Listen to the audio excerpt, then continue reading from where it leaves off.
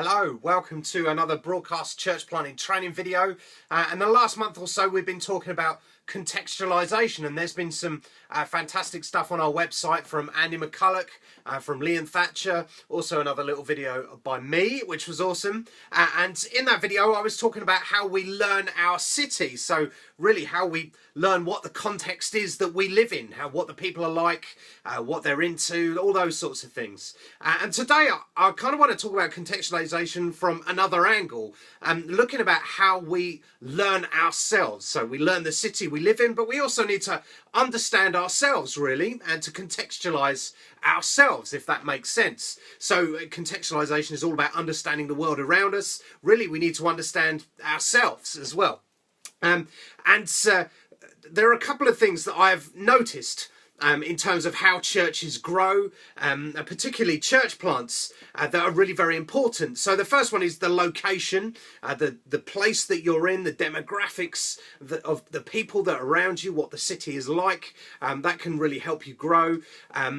The leader as well, the person who's running the thing, and also the point in history that you happen to turn up in this place. So you can turn up in a particular town at a particular time and there just be plenty of people who wanted to join your church, or it can be the complete opposite. You could be the right place, the right person, just at the wrong time, and so all of these things can make a difference. And today I want to focus on the leader, on the person in themselves, and how that has an effect on growing the church, and really what that means in terms of learning yourself. And self-awareness or self-contextualization really is, to begin with, learning what you're good at as well as what you're like. And something I've noticed, a couple of mistakes that I think church planters make, and I've seen it numbers of times. The first one is when you start your plant, there's a certain level of unreality about your own abilities and giftings and perhaps what you are good at. And so perhaps you turn up in your new town, or you start your new plant and you've read Bill Hybels, you've read the latest blogs by Tim Keller about church planting, or you've read other church leaders who are very successful in planting churches and therefore have got on the stages at various conferences, and you think, oh, I can do it like them, I can do it like that. The other mistake that people, church planters often make is they can go in quite ideologically entrenched. So they'll read up on the latest model, for example, of church planting, and will then attempt to copy it. And they can find it disheartening when it doesn't quite work out for them, or it works out differently. On both of those mistakes, whether you're copying a big leader or whether you're copying a big new model. And what it's worth thinking about is at the centre of those things, those mistakes, there is a person. So in the new church planting model that you're reading about, or that you're excited about, actually at the centre of it is a person with gifting, with a particular type of personality and character that makes that model work for them. And they'll rarely write that in their books, this is the best new way of doing things. They won't acknowledge the fact, actually, this is the sort of leader I am, and this is how it's worked. We need to acknowledge that. And so to help us, we need to be really very honest and real about our own level of gifting, our own personality, what we are good at.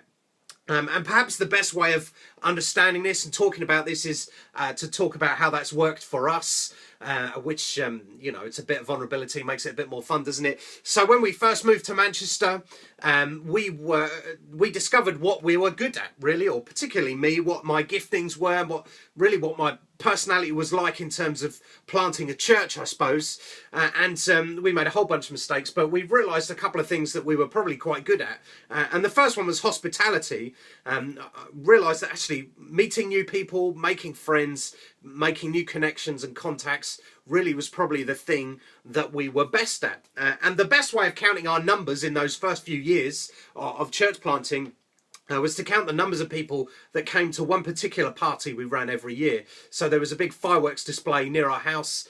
We would get as many people as were in the church at the time to come round for hot dogs. Then we walked down the road to our fireworks display. And the first year, I think there was like 7 of us. And the second year, it was 20, 25 maybe. And the third year, there was 50 odd, all crammed into our house. And actually, that was a very good snapshot of who we were and where we were up to as a church. And that's mainly because our main gifting, the main thing we were good at, and the main thing we brought into our context was hospitality, which is very important. And the other thing, I suppose, that was big for us was our ability to use social media and the internet. And I guess that was our version of kind of delivering leaflets through doors, actually, was to work Twitter and Facebook and Google and those things. And actually, people joined us, became part of who we are, and are still part of who we are because they found us on Facebook or Twitter or Google. And those things were very important. So we learnt those things about ourselves. There's something of our gifting and our personality in those. What we also realised was that some of the things that we weren't great at, and I mean me particularly. So in the early years, preaching, okay, so this isn't me trying to be self-depreciating and all of that sort of thing, but actually in the early days, definitely in the first 3 or 4 years, I really wasn't very good at it at all. I haven't really ever preached much before I got here, maybe 1 or 2 times in my whole life, and so I wasn't great at it.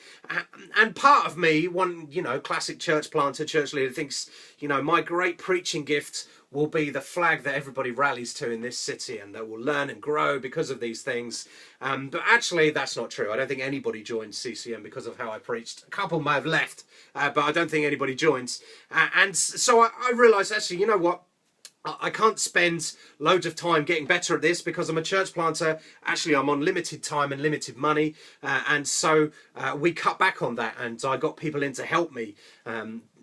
Personally, to become better at it, but also other people in to preach who were better than me as well. Now, as your church grows, preaching probably becomes more important in terms of communicating and discipling. In the early days, it isn't that important, I don't think. But as it grew, I worked harder at being better at it. But actually, it was really important to understand myself in those early years, that we were really good at some things as a makeup of who we were. It came out of who we were, and we weren't great at other things, and so we had to be real about that.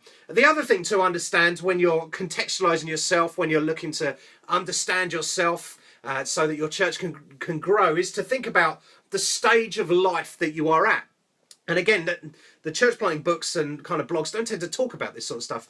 But actually, when we started in Manchester 8 odd years ago, our kids were really small. So our youngest was 8 weeks old, and our eldest was 2 and a bit years old. And anybody who's got kids that age knows that that is a limiting age, because you're tired, because there's loads to do, because you don't actually get much time at home just to relax, because there's a kid trying to get into the oven or whatever's going on. So you have to be realistic, actually, about what you've got energy for, what you can actually do effectively. And for a while, and in those early days, I would fill every moment of spare time that we had with any person I could get my hands on who might possibly join our church. I mean, we had goodness knows how many people round in those first 3 years or so. And I was constantly with people. Often I'd fill evenings up with meetings as well, and that was a very kind of real characteristic of our life at the time.